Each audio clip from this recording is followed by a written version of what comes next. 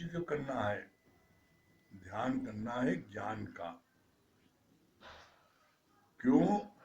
क्योंकि किसी चीज का भी ध्यान करोगे उससे आप अपने सुख दुख से उपराम नहीं हो पाओगे। लेकिन जब ज्ञान का ध्यान करोगे, ज्ञान का ध्यान क्या है? गुरु ने क्या बोला? ब्रह्म सत्य है, जगत मिथ्या। तो जगत का कोई भी चीज, चाहे बेटा हो, चाहे बेटी हो, चाहे कोई पदार्थ हो, कोई भी चीज जब मिथ्या सब है तो वो मिथ्या। तो मिथ्या चीजों के लिए हम रोएंगे? ये बात समझ में आती है गुरु के ज्ञान का जब हम ध्यान करते हैं तब।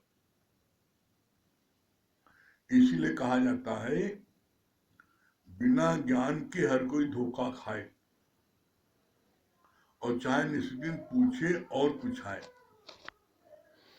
बिना ज्ञान के हर चीज का आपको ज्ञान रखना पड़ेगा। और हर चीज में क्या है? गीता में सारी चीजों का प्रश्न का उत्तर है, ऑलराउंडर है। गीता के लिए क्या बोला गया है? गीता के लिए बोला गया है और ज्ञान सब ज्ञानड़ी, ब्रह्म ज्ञान का ज्ञान, जैसे गोला तोप का साफ करे मैदान। ब्रह्म ज्ञान वो है जो कि एक गोला छोड़ दो पूरा शहर साफ। वो कंचा का नहीं है कि किसी को मार दो तो थोड़ा छिल जाए। ब्रह्म ज्ञान बोला हाथी का पैर है। दुनिया के जितने जानवर हैं हाथी के पैर के अंतर्गत है, उससे कम है। ब्रह्म ज्ञान लेने के बाद किसी ज्ञान को भी आप न लो तब भी आप ऑलराउंडर माने जाओगे। ब्रह्म ज्ञान को न लेकर के आपने 4 सब्जेक्ट में पीएचडी कर ली, हिंदी में, अंग्रेजी में, फिलॉसफी में, ज्योग्राफी कर ली, तब भी आप अधूरे रहोगे। क्यों अधूरे रहोगे? क्यों? क्योंकि जीवन जो है दिन और रात की तरह है। जैसे रात और दिन रोज होना कंपलसरी है, इसी तरीके से जीवन में सुख और दुख ये आना कंपलसरी है। ब्रह्म ज्ञान लेने के बाद में ये सुख दुख हमको प्रभावित नहीं कर पाते। क्यों? क्योंकि ब्रह्म ज्ञान के द्वारा हमें ये पता लग गया है गुरुमुख से कि तू देह नहीं, तू आत्मा है। तो आत्मा को कोई चीज न छू सकती है, न जला सकती है, न राख कर सकती है। Nothing can touch sky. आत्मा को कोई चीज भी छू नहीं सकती। तो इसलिए यहाँ पर हमको गुरु की बात मान करके जब हम चलते हैं कि मैं देह नहीं हूं, क्योंकि देह में ही सारे दुख सुख हैं, देह में ही मान अपमान है, देह में ही सारी चीजें, इसी देह में मन है, सारी चीज मन में आती उथल पुथल। तो ऐसे में आप इस बात का ध्यान रखो कि आप कभी भी अपनी आत्मा से नीचे देह में मत आओ। आप अपनी आत्मा से देह में कब आते हो? पड़े लोभ मोह के फंद, नानक समय रम गए अब क्यों रोवत अंत। या तो लोभ में या मोह में हम गिर जाते हैं, अपनी आत्मा से नीचे आ जाते हैं। लोभ, हमें अपने बेटे के लिए मकान बनवाना है, बेटी की शादी करनी है, तो जो धन कमाने का लोभ है वो लोभ हमको गिरा देता है। वो मोह हमको, बच्चों के लिए जो मोह होता है वो हमें गिरा देता है। तो बोला जब जीवन में ऐसी घटना घटित होती है तो हम अपने स्वरूप में टिक नहीं पाते। लेकिन जब हम ब्रह्म ज्ञान रोज गुरुमुख से सुनते हैं तो जीवन में कैसी भी विपरीत परिस्थिति आ जाए, हमें कोई परिस्थिति छू नहीं पाती और हम अपने स्वरूप में रहते हैं। ठीक है, चलिए हम लोगों का गीता अध्याय चल रहा है छठा अध्याय का हम लोगों का आपके 19 से 26 श्लोक तक कल हो चुका है। 26 श्लोक का जो लास्ट पैराग्राफ को पढ़ देते हैं। क्या है लास्ट पैराग्राफ? जब तेरे अंदर में सर्व के लिए आत्म भाव होगा तो स्वतः सबके लिए प्रेम बहने लगेगा। रोज कई लोग प्रार्थना करते हैं कि भगवान मेरे पाप हर लो, पर तुम क्या करोगे? गुरु तुम्हें राह दिखाता है, पर अपनी कृपा है गुरु वचनों पर चलना। अपनी कृपा जिस आप करे सो सेवक गुरु की मत ले। कल यहाँ तक छठे अध्याय का 19 से 26 श्लोक तक कंप्लीट हो गया है। आज 27 से 30 श्लोक छठे भाग का अध्याय का ये शुरू हो गया है। तो पहले वचन में क्या बोला गुरु ने? बोला रजोगुण मनुष्य को कार्य में प्रवृत्त करता है। दौड़ रहा था दिन रात सा जग के सब कार्य विहारण में, स्वप्न सम विश्व दिखाया मेरे चंचल चित्त को मोड़ दिया। ज्ञानी में रजोगुण नहीं है, भक्तों के संकल्प से उसका शरीर चलता है। अज्ञानी को गुण चलायमान करते हैं, पर ज्ञानी गुणों को चलायमान करता है। कितनी अच्छी बात यहाँ पर गुरु जी ने समझाई है। क्या बोला? रजोगुण मनुष्य को कार्य में प्रवृत्त करता है। रजोगुण मतलब क्या होता है? गुण 3 प्रकार के हैं। कौन कौन से? सत्वगुण, रजोगुण, तमोगुण। सत्वगुण क्या है? पूजा पाठ धर्म कर्म। रजोगुण क्या है? हमें करना है, बेटी की शादी के लिए पैसा इकट्ठा करना है, बेटे के लिए मकान बनना, हमें करना। जहां करना शब्द आए वो है रजोगुण। और तमोगुण क्या है? जहां पर अपने लिए सिर्फ अपने सुख को देखिए, दुनिया मरे जी हमसे मतलब नहीं, हमें सुख मिलना चाहिए, खाना पीना भोगना, दूसरों को सताना, ये सब तमोगुण में आता है। तो यहाँ बोला रजोगुण मनुष्य को किस लिए करता है? रजोगुण कार्य में प्रवृत्त करने के लिए। जो रजोगुण व्यक्ति होती हैं उनको हर समय हम ये करना है, हमको खाना बनाना है, हमको स्कूल जाना है, हमको बच्चों को पढ़ाना है, वो हर समय करने में लगे रहते हैं और ये एहसास दिलाते हैं दुनिया को कि मैं कितना बिजी हूं, कितना व्यस्त हूं, दिन भर मुझको काम करना पड़ता है। यही उनका सबसे बड़ा अज्ञान है।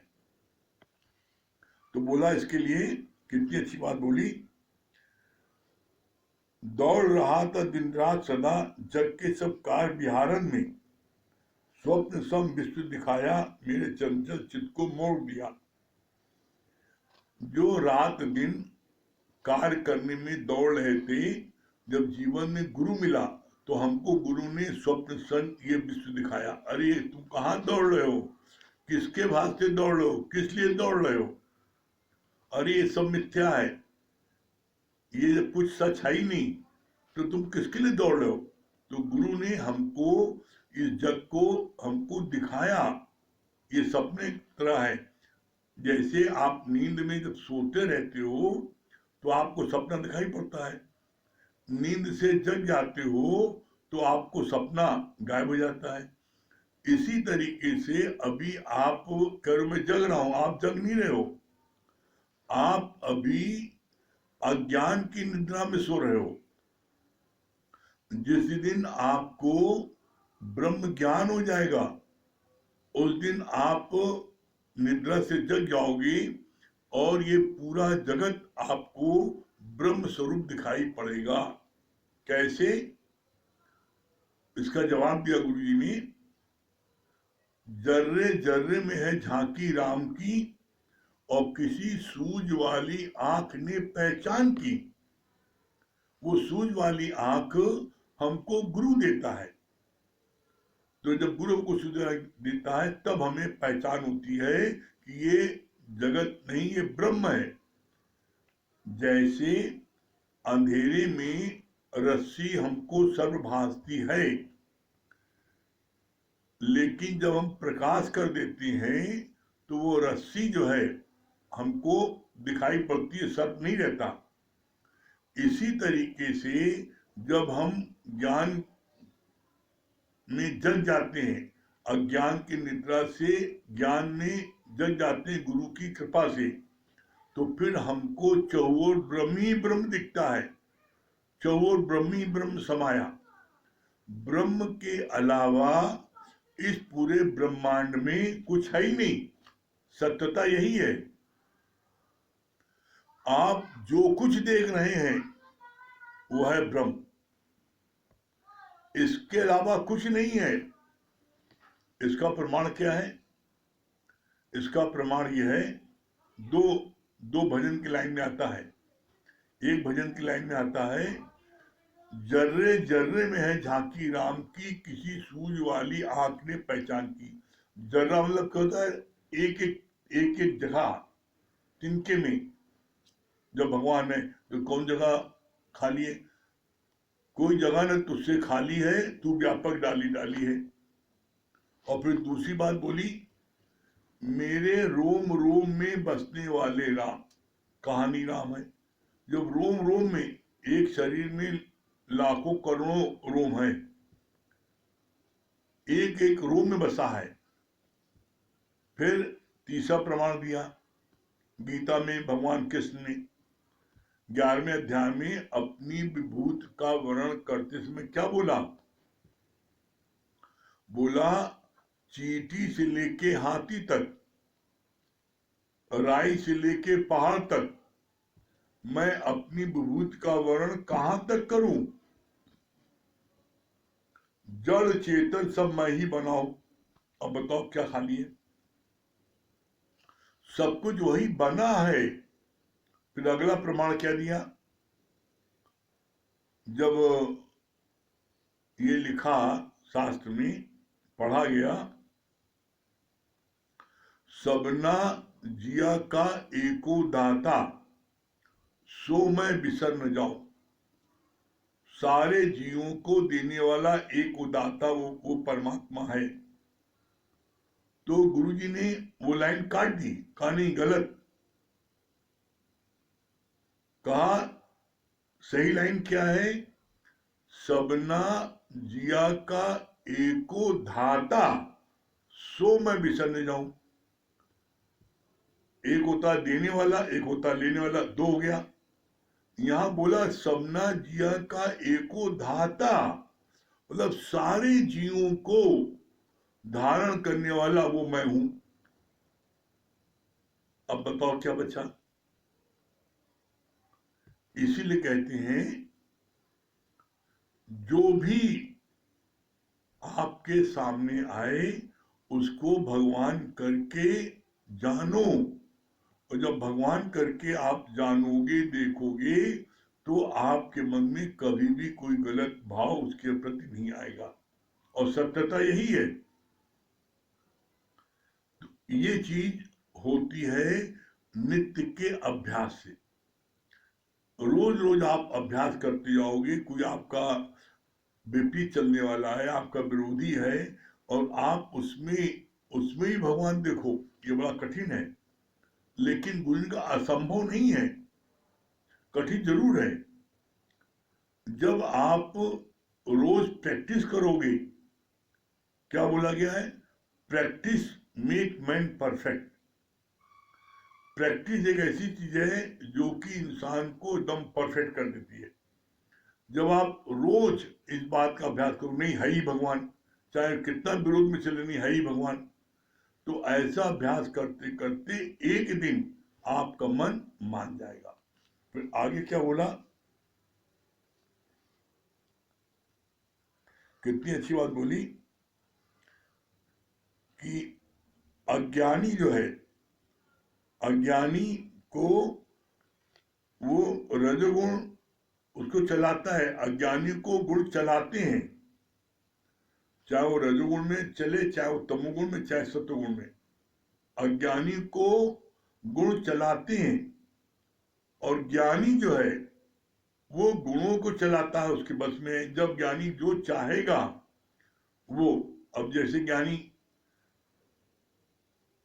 सपोज कर लो वो निद्रा में है,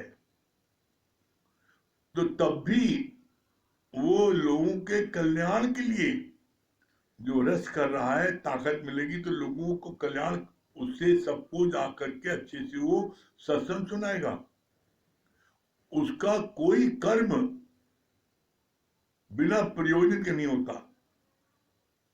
ज्ञानी जो है अगर कुछ भी कर रहा है तो उसके किसी भी कार्य में दोष नहीं है। क्यों दोष नहीं है? क्योंकि उसका हर कार्य, उसका जो एम होता है वो हमेशा अच्छा रहता है। उसका जो है अंदर वाला जो है ये नहीं सोचता इसको हम नुकसान पहुंचाए, वो हर एक की भलाई चाहता है, कर्म नहीं मानता, कर्म का मर्म मानता है। उसका मर्म हमेशा अच्छा रहता है। किसी को वो डांटता भी है तो इसलिए डांटता है कि उसकी ये गलत बात सही हो जाए और उसके भी अवगुण न रहे। वो उसको बेइज्जती के लिए नहीं, चार लोगों के बीच में उसको अपमानित नहीं करना चाहता। वो ये चाहता है कि मेरे किसी भी भगत में कोई भी चीज की कमी न रहने पाए, इसलिए वो उसको डांटता है, समझाता है, सब करता है। फिर आगे बोला, अज्ञानी को गुण चलामान करते हैं पर ज्ञानी गुणों का को चलामान करता है। अज्ञानी तरहंदा ज्ञान में, ज्ञानी तरहंदा ज्ञान में, इंद्र नदी अभिमान में। सितारा आसमान में है तो चमकता है, पर वही सितारा नीचे आता है तो उसका वजूद ही खत्म हो जाता है और उसकी चमक भी गायब हो जाती है। कैसे?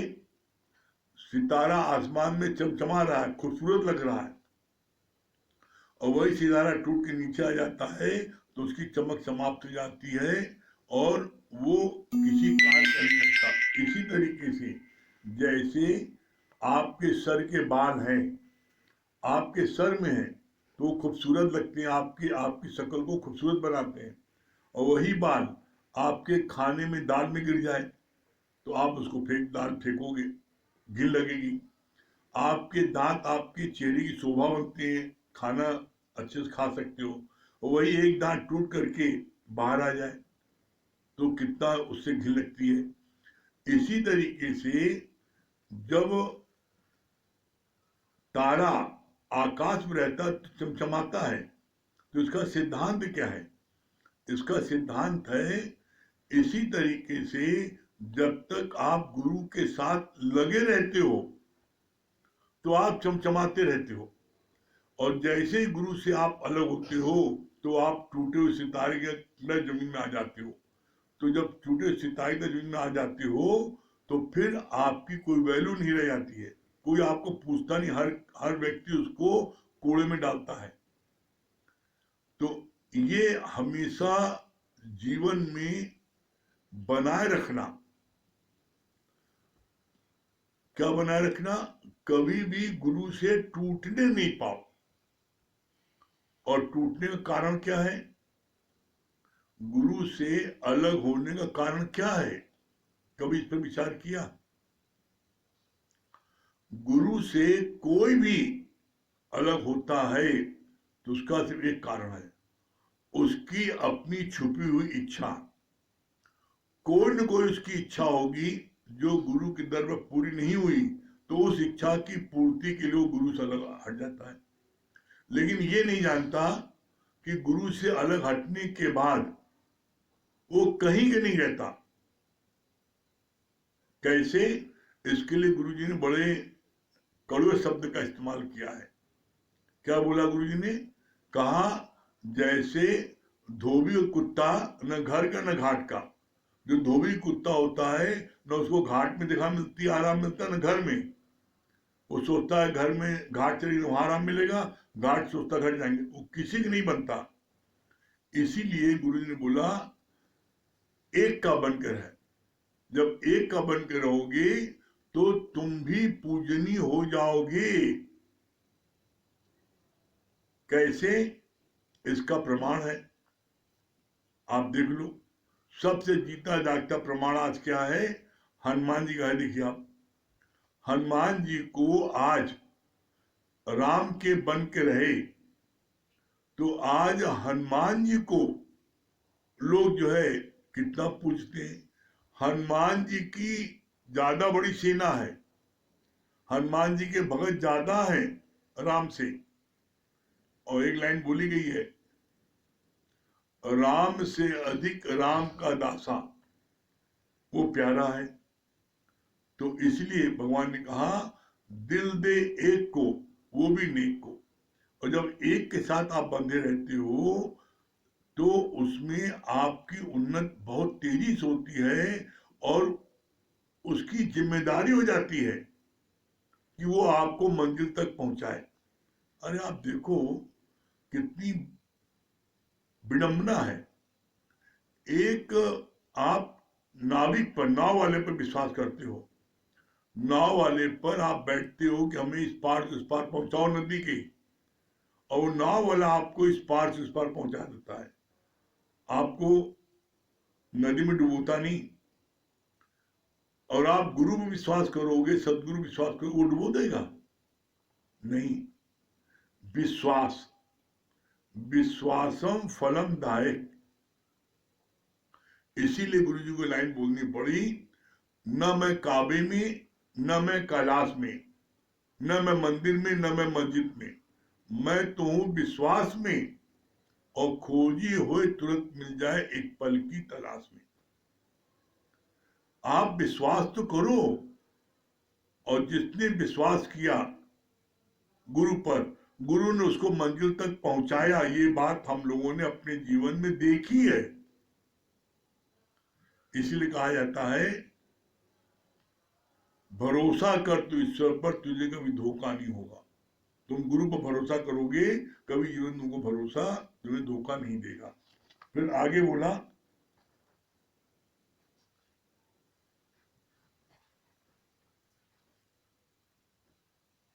राम तीर्थ ने कहा जब भी मैं अपने आत्म सिंहासन से नीचे उतरा तो कई संताप रूपी यमदूत मुझे मुझे मुझे डराने लगे।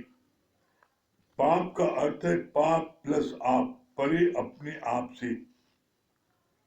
जब आत्मा से परे है तो झूठ, पाप, ठगी, चोरी सब होती है।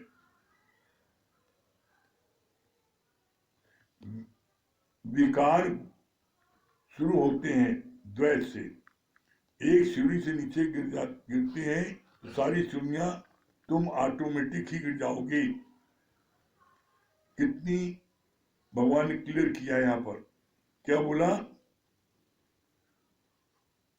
राम तीर्थ ने कहा जब भी मैं अपने आत्म सिंहासन से नीचे उतरा तो कई संताप रूपी यमदूत मुझे मुझे डराने लगे, गिराने लगे।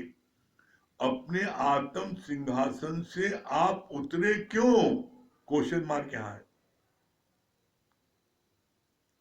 ये बात हम अपने जीवन के अनुभव से आपको कह रहे हैं। आत्म सिंहासन से दुनिया की कोई भी शक्ति आपको नहीं उतार सकती। कब? जब आपके अंदर में किसी से कोई चाहना ना हो। इसीलिए गुरुजी ने ये लाइन बोली इसके प्रमाण में, चाह चमारी चिमड़ी अतनी चंद से नीच, और तू तो पूर्ण ब्रह्म था। यदि चाह न होती बीच, अरे आप पूरे ब्रह्म थे, एक चाहना के कारण आप ब्रह्म से जीव बन गए।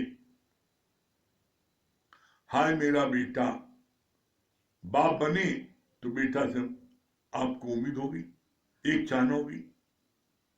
हम बेटे को लायक बना दे, चैन होगी, बाप बन गए। आप थे भगवान, बन गए बाप। आप थे भगवान, बन गए माँ। हाँ मेरे बेटे को तकलीफ है, रोने लगे।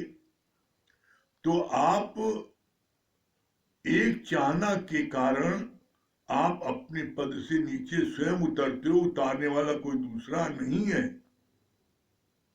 कभी भी जीवन में किसी प्रकार की कोई चाहना होने लगे तो आप अपने मन से बात करो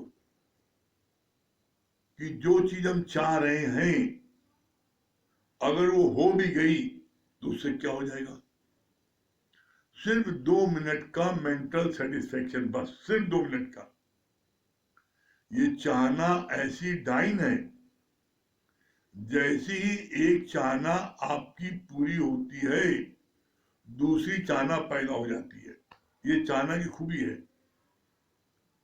तो इसलिए भगवान ने कहा इस चाहना को मिटाने का सरल तरीका क्या है। बहुत सुंदर उपाय बताया गुरु जी ने। कहा जैसे अगर जिस समय किसी भी जगह किसी चीज में आग लगती है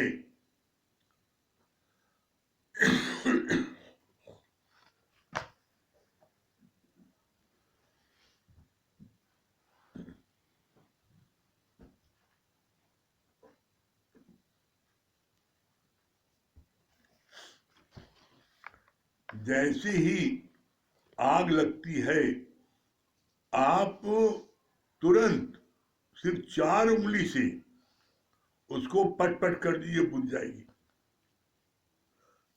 और वही आग आपने जैसी लगी आपने तुरंत नहीं उसको बुझाया तो वही आग कुछ देर में इतनी लपटें पकड़ लेती है कि उसको फिर जो है 10 अग्निशम जो है उनको बुलाना पड़ता है, फायर ब्रिगेड को। तो ऐसे में जो थोड़ी देर की गफलत की, वो गफलत जो होती है यही सबसे ज्यादा नुकसान होता है। गफलत में आदमी आता है, फायदा नुकसान जोड़ने लगता है। जैसे ही कोई चाहना उत्पन्न हो उसको तुरंत क्रश करो। नहीं चाहना पूरी हो जाएगी तो क्या मिल जाएगा, तो फिर वो आगे नहीं बढ़ पाएगी। फिर आगे बोला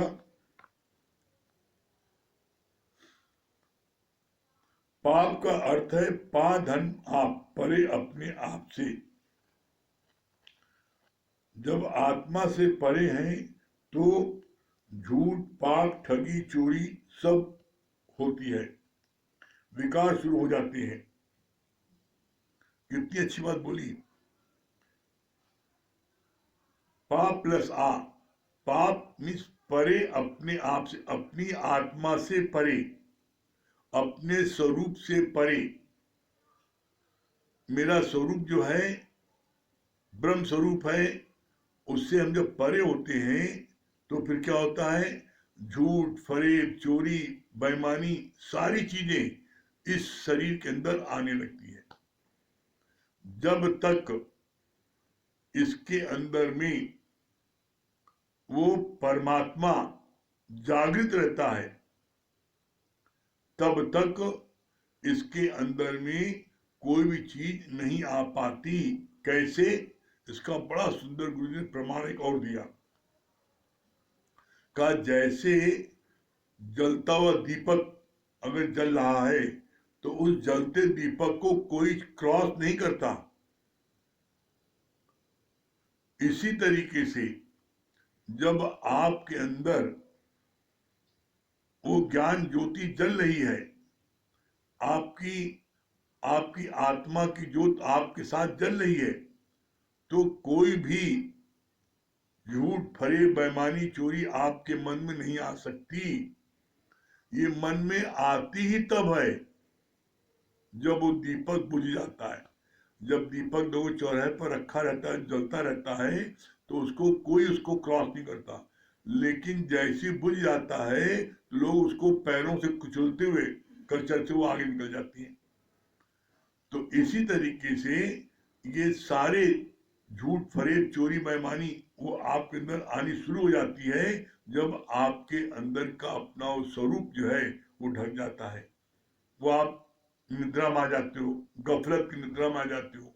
तो हर समय अपने स्वरूप में जगते रहो। फिर आगे बोला, कितनी अच्छी चेतावनी दी है।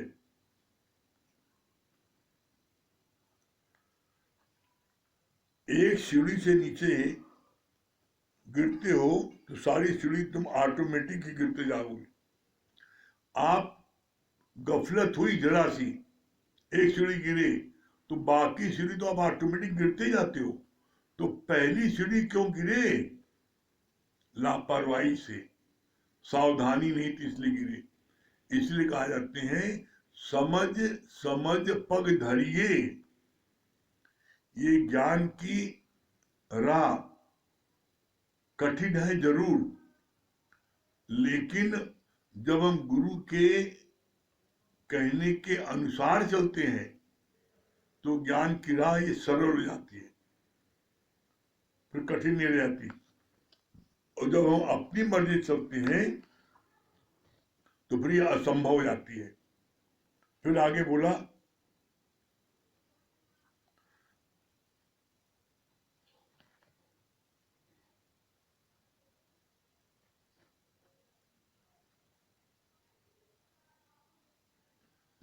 परिहारिन 7 घड़े अपने सिर पर रखकर चलती है, रास्ते बात भी करती है, फिर भी उसका पूरा ध्यान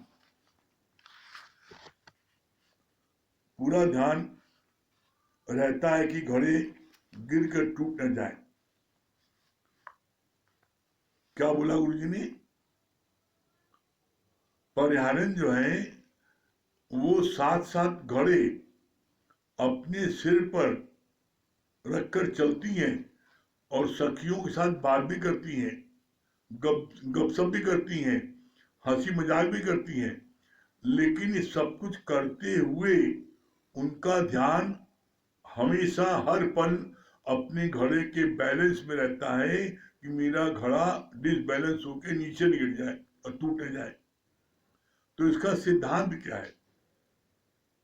जैसे परिहारन जो है घड़े भर के लेके जाती हैं, बातचीत करती हैं, गपशप करती हैं, उनका ध्यान घड़े में रहता है, उसी तरीके से आप भी जगत में रहो, सारे कार्य करो, परिवार में रहो, सब कार्य करो, उठो बैठो, दुकान जाओ, फैक्ट्री जाओ, सारे कार्य करो, लेकिन ये जरूर ध्यान रहे कि हु आर यू, आप कौन हो?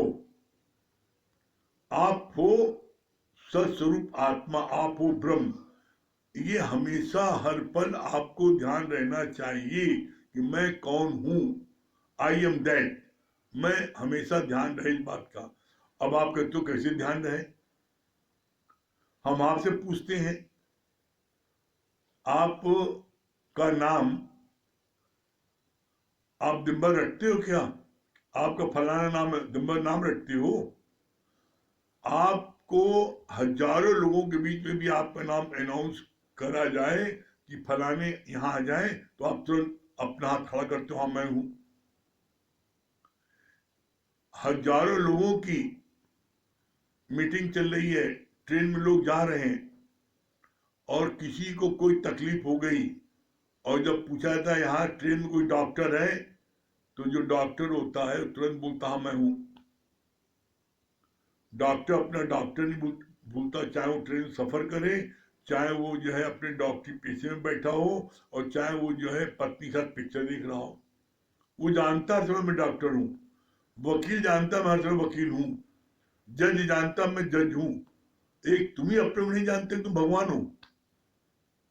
कैसी विडंबना भाई, कैसी विडंबना, कैसी अचरज है। यहां पर डॉक्टर को, वकील को, जज को रोज कोई नहीं कहता कि आप ये हो। आपको एक डिग्री मिल गई, आप अपने को मान बैठे और हर समय उसका आपको ध्यान रहता है। और यहां गुरु आपको रोज कहता है कि मान न मानते हो भगवान, और तब भी आप नहीं मानते। बड़ा कमाल की बात है नहीं कमाल? आपको गुरु रोज बोलता है मान न मान तू है भगवान, और तब भी आप नहीं मानते हैं? तो क्या करे गुरु, क्या करे प्रभु? इसलिए कहते हैं जब तक आप अपने ऊपर अपनी कृपा नहीं करोगे कुछ नहीं हो सकता। अपने ऊपर आपको अपनी कृपा करनी ही है, तभी जो है आप मंजिल को प्राप्त करोगे। फिर आगे बोला,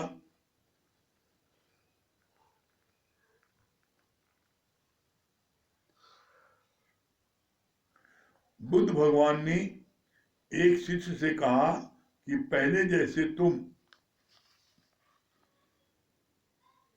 जगत में रहते थे वैसे ही रहना, लेकिन सावधान होकर।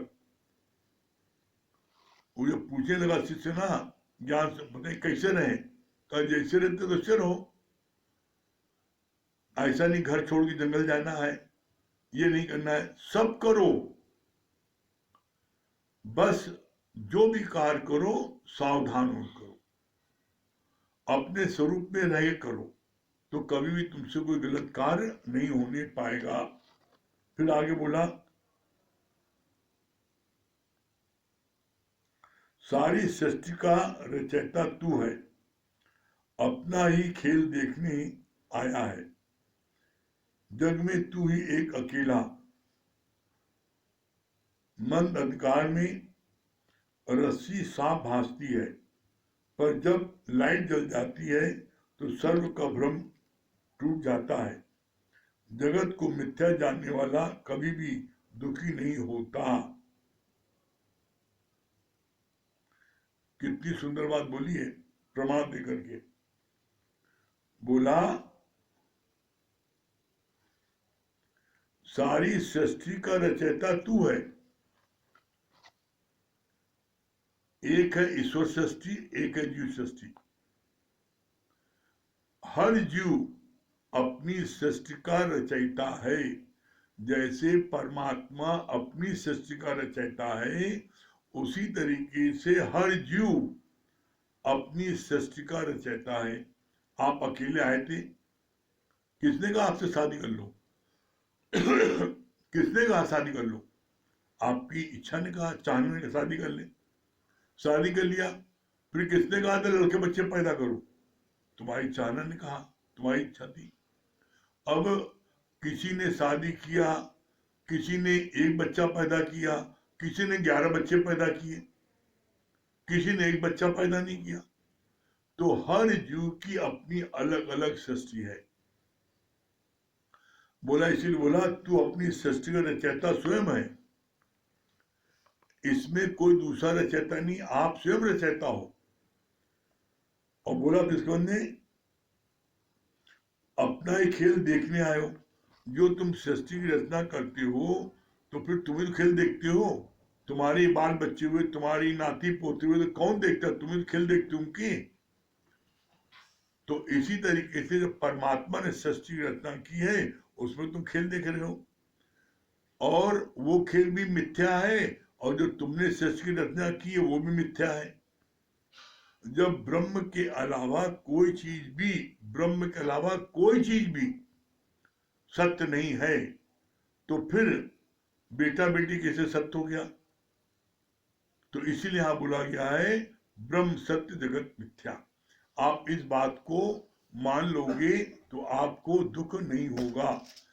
ऐसे में आप जो है, ऐसे में आप क्या करो, ऐसे में आप जो है इस बात का अपने मन में एक ठान लो कि ब्रह्म के अलावा कुछ है ही नहीं, तो फिर आप जो है, आपको किसी प्रकार का कोई दुख, कोई कोई संताप नहीं होगा। ठीक है, चलिए अमित भैया आ गए, कुछ बताएंगे कुछ।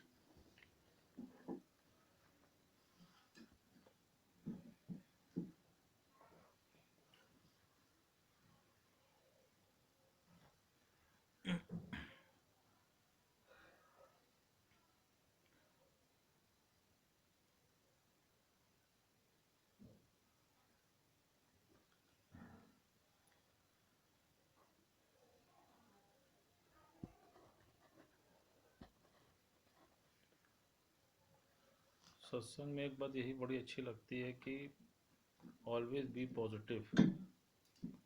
अभी इसी पे आज सुन रहे थे गुरु जी का, तो भगवान बोल रहे थे कि हमेशा आशावादी रहो, निराशावादी मत रहो। क्योंकि जब तुम पॉजिटिव रहते हो,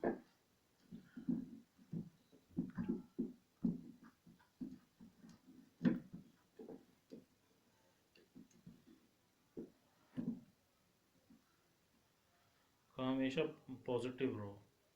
तो पॉजिटिव रहने में एक तो सबसे बढ़िया चीज़ क्या रहती है कि हमेशा कुछ बेटर करने की आपके अंदर इच्छा जो है बनी रहती है।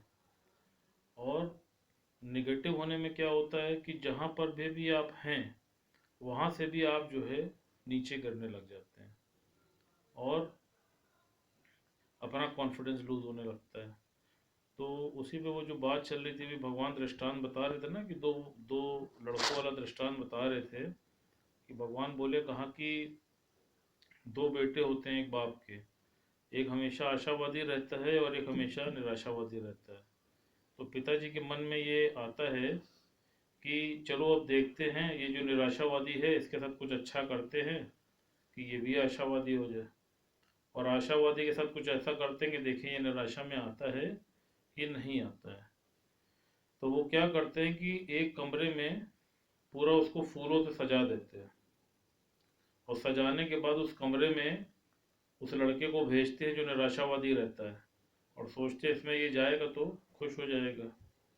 और दूसरा लड़का जो आशावादी होता है उसको घोड़े की लीद से भरे रूम में भेज देते हैं, और सोचते हैं कि ये निराशावादी हो जाएगा, चलो देखते हैं। तो जब दोनों ही बच्चे निकलते हैं तो पूछते हैं निराशा वाले से कि बेटा क्या तुम्हें अच्छा लगा? तो कहता है क्या खाक अच्छा लगा, इसमें आप गुलाब के फूल के बजाय कोई दूसरा फूल लगाते तो और अच्छा होता।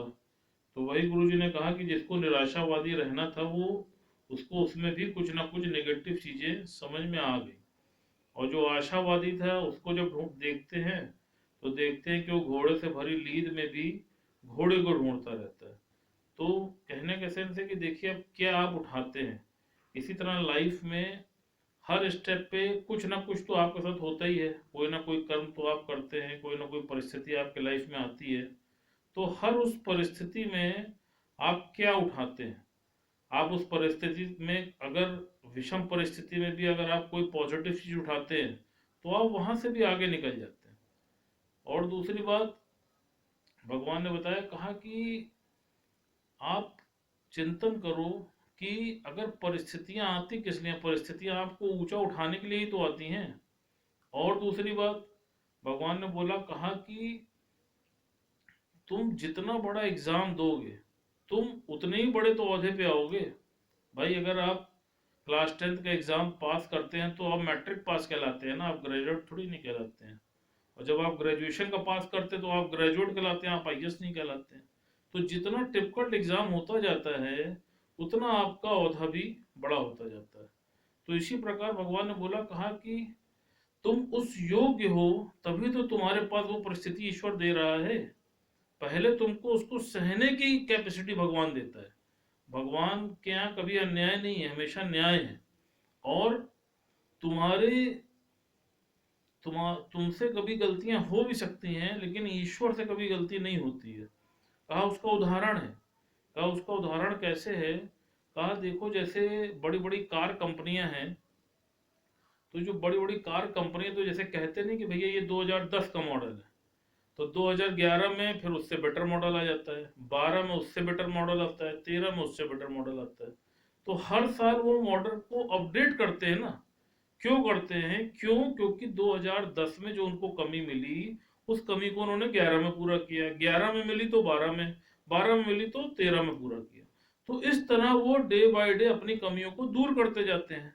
लेकिन ईश्वर का क्या कभी तुमने देखा है कि जो मॉडल मनुष्य का उन्होंने शुरू में बनाया था आज भी वही मॉडल है ना, कि उसमें कोई अपग्रेडेशन हो रहा है कि आंख आगे की बजाय पीछे लग गई, नाक आगे की बजाय पीछे हो गई।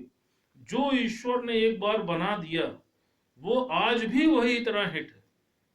तो इसलिए हमेशा आप पॉजिटिव रहिए और ये सोचिए कि my master is always right. जब आपके माइंड में ये रहेगा कि नहीं यार जो भी ईश्वर कर रहा है वो मेरे लिए सबसे उत्तम कर रहा है और सर्वोत्तम यही है। और फिर वही बात आ जाती है कि हंस के भजो या खींच के भजो, भजना तो है ही है। बाकी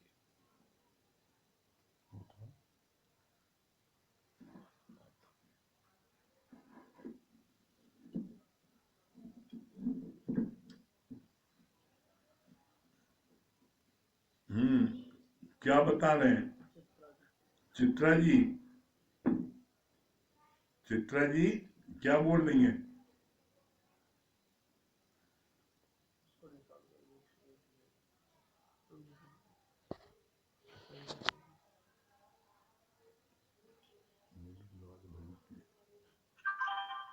हेलो चित्रा जी। हरिओम गुरुजी। हाँ हरिओम। हाँ, हरिओम चित्रा जी। हाँ हरिओम गुरुजी। हाँ हरिओम, क्या बोल रही हैं? हाँ आवाज आ रही गुरुजी? हाँ एकदम आ रही है। बहुत अच्छा बता रहे थे, बहुत अच्छा बता रहे थे। जैसे आसमान में तारा रहता है तो शोभायमान रहता है, चमकता रहता है। इसी प्रकार जब हम गुरु से जुड़े रहते हैं चमकते रहते हैं, नहीं तो गुरु से अगर दूर जाएंगे तो बुझ जाते हैं। जैसे बाल सिर पे रहता है शोभायमान होता है, और वो अगर खाने में गिर जाता है तो खाना खराब हो जाता है। दांत अगर मुंह में रहता है तो कितना सुंदर रहता है, मुख अच्छा लगता है। वही दांत अगर टूट के गिर जाता है, घिन छूटता है। इसी प्रकार हम गुरु से हमेशा जुड़े रहेंगे तो चमकते रहेंगे, खुश रहेंगे, आबाद रहेंगे। और जब गुरु से दूर हो जाएंगे तो बुझ जाएंगे, कोई वजूद नहीं रहेगा। और नरेंद्र भाई हम क्या लोग बोल बहुत रहे हैं? भाग्यशाली हैं। बहुत बढ़िया, वेरी हाँ गुड। गुरुजी। हाँ नरेंद्र भाई, हरिओम, क्या बोल रहे हैं नरेंद्र भाई? आज बहुत बढ़िया है। श्याम भगवान की वाणी में चला था कि अंधेरे के लिए बताया कि अंधेरे में हम कुछ करते नहीं हैं, जाते हैं अंदर का जो है लाइट जला देते हैं, प्रकाश हो जाता है। इसी तरह गुरु जो है हमारे अंदर आग जो है हमारी अंदर की लाइट जला देता है और प्रकाश आ जाता है। आपने बताया नहीं, सब चीज पे विश्वास है कि काबे में, न कैलाश में, न मंदिर में, न मस्जिद में, मैं तो केवल एक विश्वास में हूँ। अब खोजी हो जाए तो मिल जाए, चल तुरंत एक पल की तलाश में। तो कहने का मतलब ये है, जो गुरु हमें बताते हैं वो अगर हम विश्वास करेंगे परमात्मा के ऊपर, गुरु के ऊपर, तो हमारा हो जाएगा, कल्याण हो जाएगा। बहुत सुंदर। ठीक है, हरिओम। हाँ हरिओम हरिओम। हाँ नीलू जी। जी हरिओम गुरुजी। हाँ हरिओम, नीलू जी क्या बोल रही हैं? गुरुजी वास्तव में बहुत अच्छा लगा कि सब में भगवान का भाव देखना, और आसान नहीं होता। सबके अंदर भगवान का भाव देखना ये बहुत, और ये दृष्टि सिर्फ गुरु से ही मिलती है। और परिस्थितियां आती हैं, अभी भैया ने भी बताया कि परिस्थितियां उन्हीं के ऊपर आती है कि भगवान को भी पता है कि उस चीज का फाइट कर लेगा। तो अब परिस्थितियां बहुत अच्छी होती है, हमारी स्थिति बनाने के लिए आती है।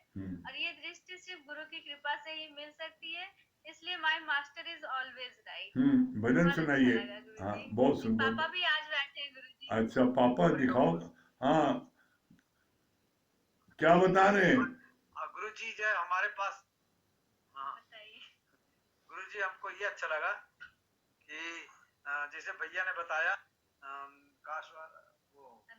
निराशावादी, आशावादी और निराशावादी।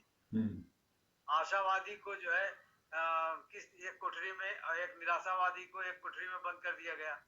उसमें गुलाब का फूल रख दिया गया आशावादी निराशावादी को, और उसमें जो है घोड़े की लीद रख दिया गया, लीद से सजा दिया रख गया निराशावादी को।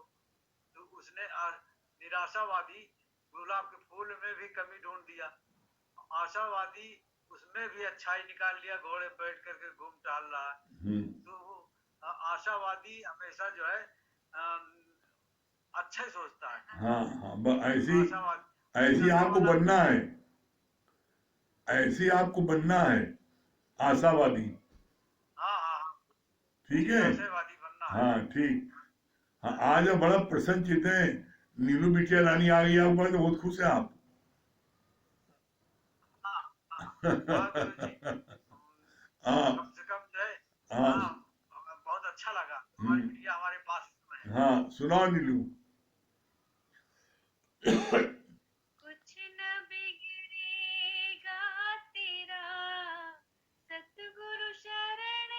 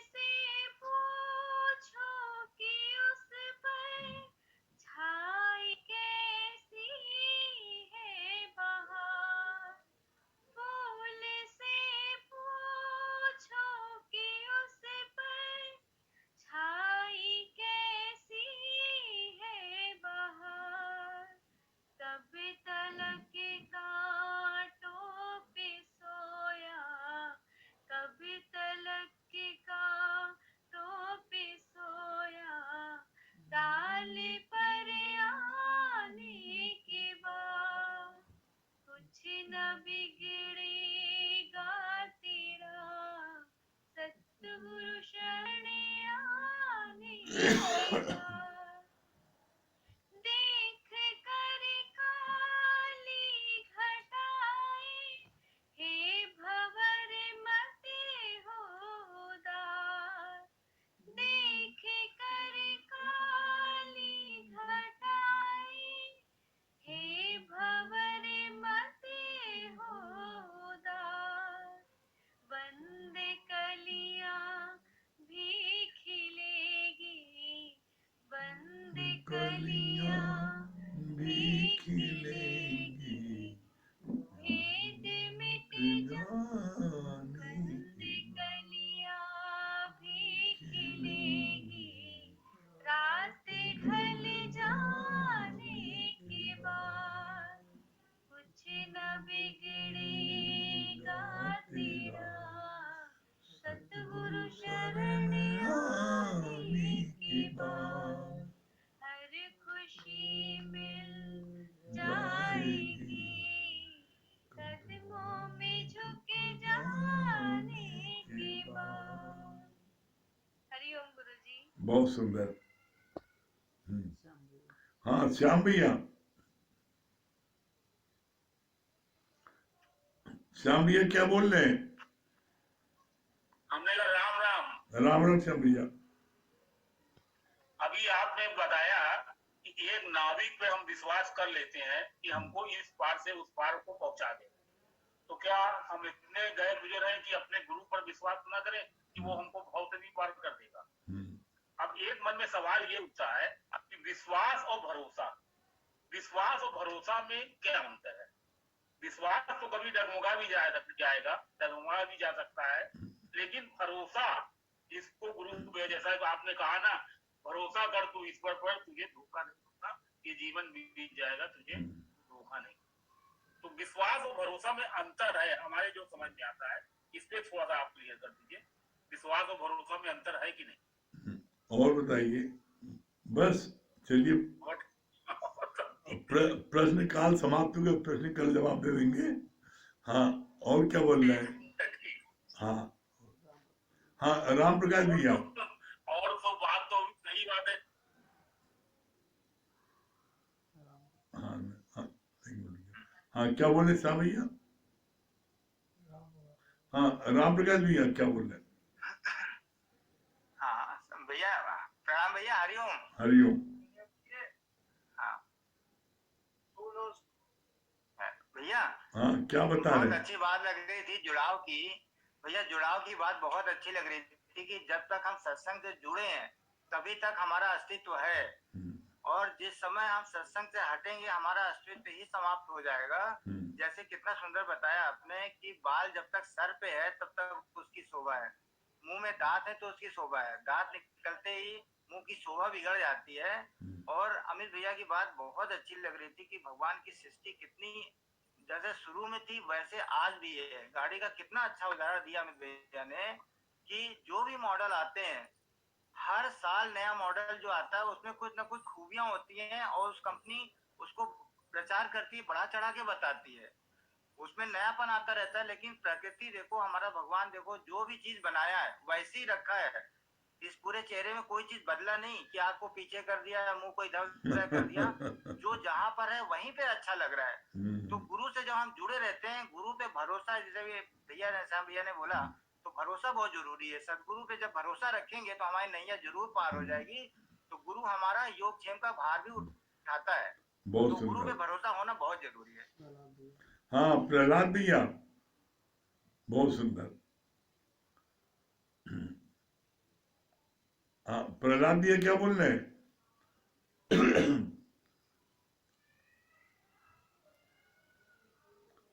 प्रहलाद भैया नेटवर्क नहीं मिल रहा है क्या?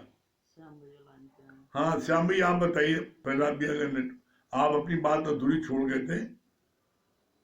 श्याम भैया आप कुछ बता रहे थे। हम ये बताना चाह रहे थे कि पॉजिटिव थिंकिंग और निगेटिव ख्याल, पॉजिटिव वाला व्यक्ति कहीं भी रहे, किसी हालत में भी रहे, किसी जगह भी रहे, जेल में रहे, कोठरी में रहे, चाहे कहीं भी रहे, वो कोई ना कोई उसमें से अच्छाई ढूंढ लेगा। और निगेटिव वाला चाहे जितना अमीर हो, चाहे कहीं भी रहता हो, तो हर चीज में तब सकारात्मक दृष्टिकोण से उसका गलत रहता है। तो गुरु ने जो है यहाँ पर नजरिया ही बदल दिया है। हम्म, बहुत जैसी सुंदर। दृष्टि वैसी सृष्टि। हम्म, गुरु ने यहाँ पर दृष्टि ही बदल दिया है। अब हर चीज में केवल पॉजिटिव थिंकिंग नजर आती है, हर चीज में गुरु का शुक्राना किया हाँ, जाता है। प्रेम दिया गया। कुछ भी हो जाए, कैसे भी हो जाए, हमने देखा है अभी अपना उदाहरण, गिर गए उसमें भी शुक्राना, चलो भाई उसमें कोई भलाई होगी, कोई बहुत बड़े हादसे से बच गए। हाँ। लेकिन अगर निगेटिव होता तो फिर वही दर्द दुख सब कुछ सोचना सीखा। ठीक, और बहुत एक बात सुंदर। आपकी हाँ, बहुत अच्छी लगी,